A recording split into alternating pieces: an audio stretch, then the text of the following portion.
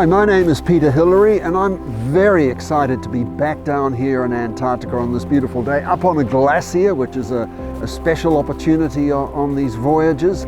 My father was Sir Edmund Hillary, the first man to climb Everest with his climbing partner Tenzing Norgay in 1953, and I've been on many Everest expeditions and a South Pole expedition across Antarctica to reach that most southern point.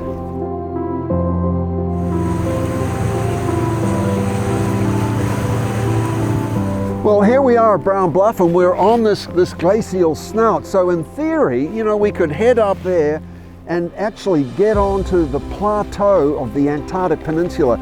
It's a long, long way along the spine of the peninsula south, but eventually you'd get into the heartland of Antarctica and eventually you could get to the South Pole. It's a long way. This is a big place. Antarctica is nearly twice the size of the 48 states of the US, so that gives you an idea of just the vast scale of this incredible part of the world.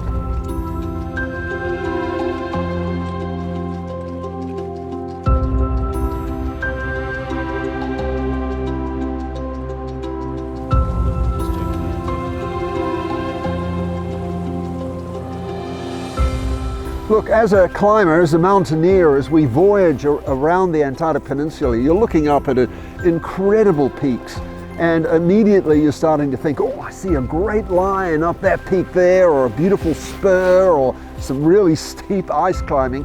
And there has been a lot of climbing done on the Antarctic Peninsula, but the fact is that most of the peaks have only had a few ascents, or by one route, so there are a myriad other lines you could take. It really is a mountaineer adventurer's playground, an extraordinary place.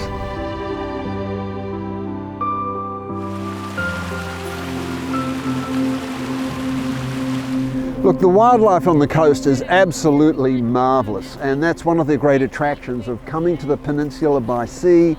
You see the killer whales, the humpback whales, the penguins and their rookeries, all the flying birds, the fulmars and the wonderful snow petrels. I mean, it's an absolute wildlife treat.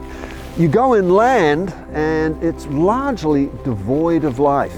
Occasionally you'll see nesting snow petrels, maybe up on cliffs way inland.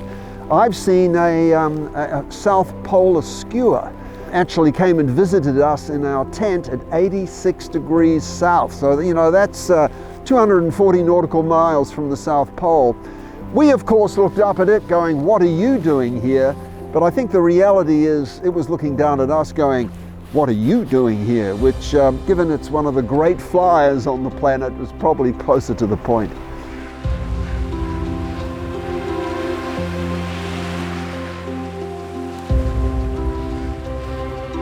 Look, I think exploration is as important as it ever was. I mean, when we think of classic exploration, we do think of great heroes like Shackleton and Amundsen, people like that who went down to all sorts of places in Antarctica and who went to places that no one had ever gone before. But we live in an age where the individual can take themselves to a lot of these sorts of places and be enriched and educated and be inspired by those experiences. And that's really what this sort of expedition is all about.